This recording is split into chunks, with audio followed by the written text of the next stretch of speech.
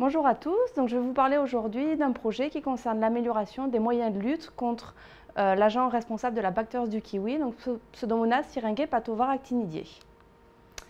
Donc quelques éléments de contexte avant de vous présenter en quelques mots les résultats du projet. Donc cette bactérie a été détectée en France en 2010. Donc c'est le biovar 3 qui est responsable de l'épidémie. Il existe d'autres biovars mais qui ont une agressivité qui est bien moindre.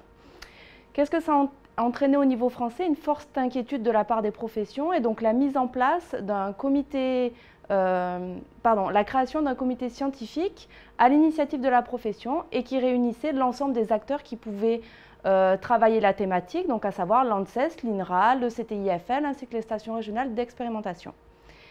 Donc c'est une bactérie qui est réglementée au niveau européen, donc qui se traduit au niveau français. Il y a deux actions majeures qui ont été mises en place, donc un plan de surveillance national pour essayer de voir un petit peu sa progression sur l'ensemble des parcelles de production, et un projet de recherche CASDAR Innovation et Partenariat.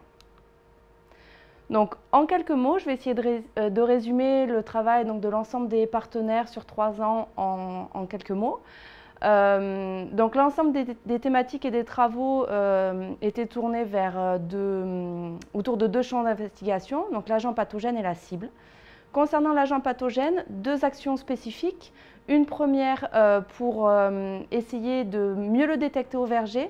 Donc tout un travail a été fait par l'ANSES et l'INRA sur la détection de Pseudomonas syringae patovar actinidiae biovar 3, qui est le biovar agressif.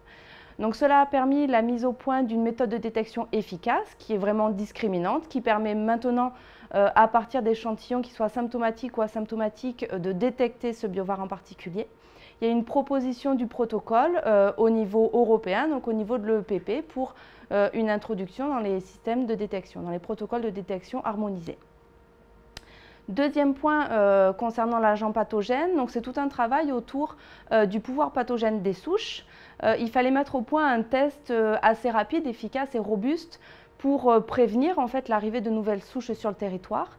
Donc c'est aussi un travail qui a été réalisé par l'ANSES et l'INRA et qui a permis de mettre au point un test sur plantules qui est discriminant et pareil, une proposition d'inscription au niveau européen.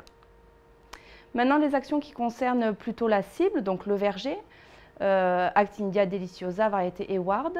Il y a tout un travail qui a été fait sur la sensibilité du matériel végétal, où l'objectif était d'avoir un test répétable et robuste pour évaluer l'ensemble du matériel végétal présent sur le territoire.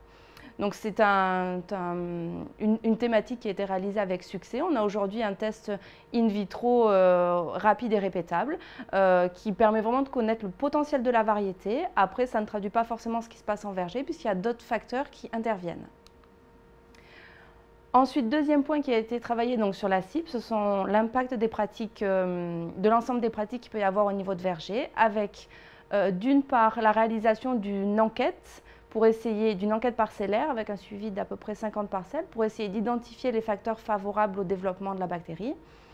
Et un deuxième point qui concerne les stratégies de protection phytosanitaire avec la mise en place de 3 essais pluriannuels pour évaluer différentes stratégies. À noter que ce qui ressort, c'est forcément, comme pour l'ensemble des bactéries, l'efficacité partielle du cuivre, qui a une efficacité uniquement préventive, et assez peu finalement de perspectives en termes de moyens de protection biocides, donc en curatif.